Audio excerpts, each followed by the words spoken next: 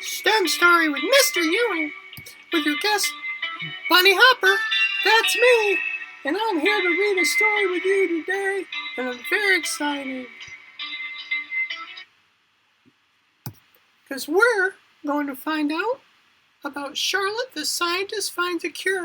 And I'm wondering, what kind of cure is she looking for? And what's going on?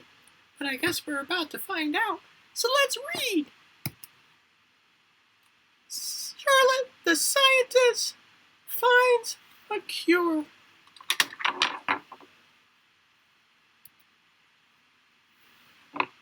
A mysterious melee has swept through the forest, making the woodland creatures sick. Luckily, Charlotte the scientist is on the case.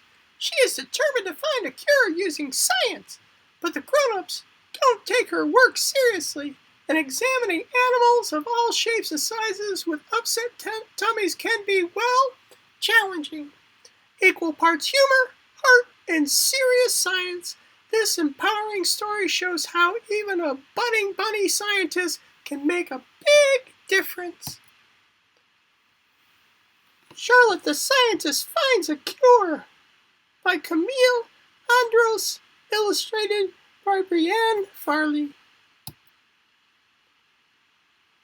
Charlotte was a serious scientist. She spent her days doing research, performing experiments, and solving problems. Charlotte lived in the forest with her bunny-sized family, which was bigger and better than ever. Because Grandpa had moved in. Grandpa was wise. He had many awards, and when he spoke, everyone paid attention. Every day, Grandpa visited Charlotte in her lab.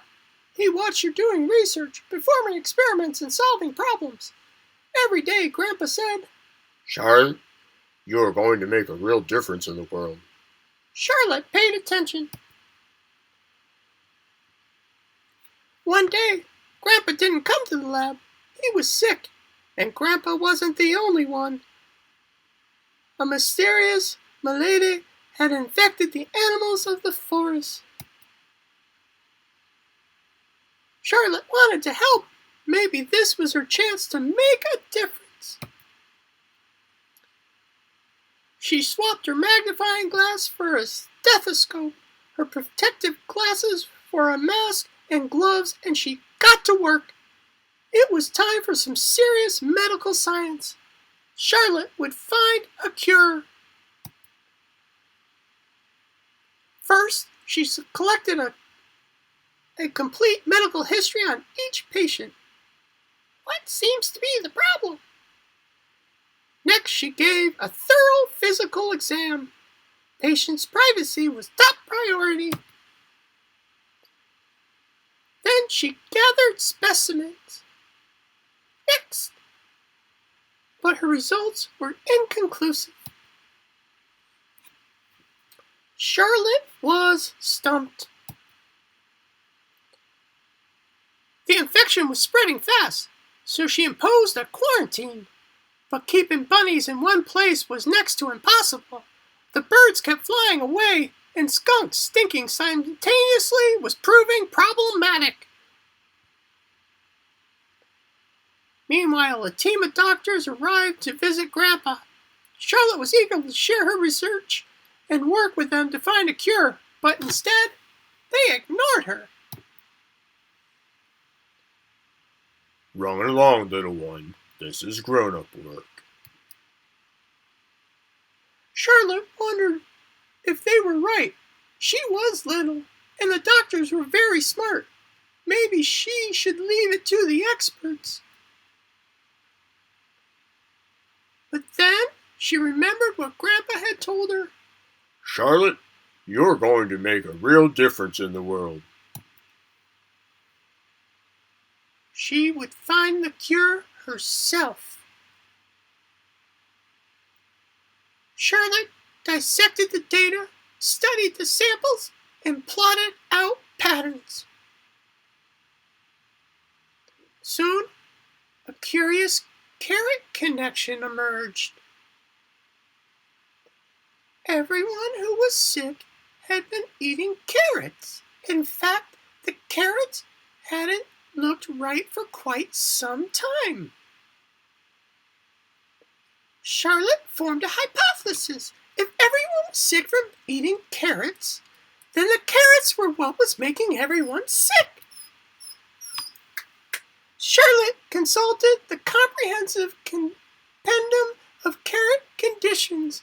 It could only be one thing: funky forest fungi. After careful consideration, Charlotte came up with a second hypothesis. If eating the infected carrots was making everyone sick, then stopping contaminated carrot consumption could be the cure.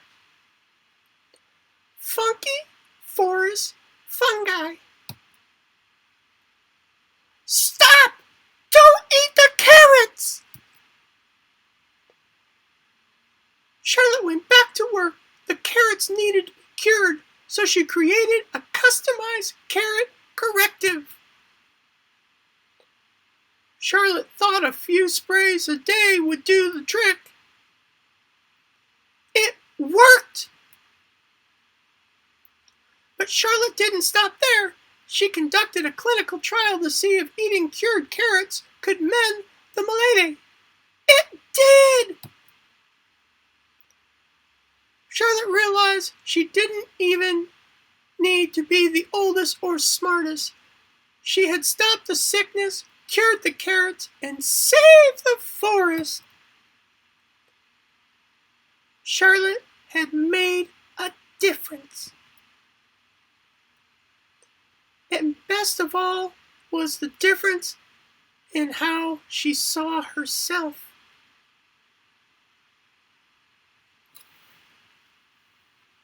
That brings us to the end of this lovely story about Charlotte the scientist and the cure that she found. I hope that you see problems in the world and you go out and find the cure for them, no matter how big or small they are, and not how big or small that you think you are. We can all make a difference in this world. Go out and have a great day.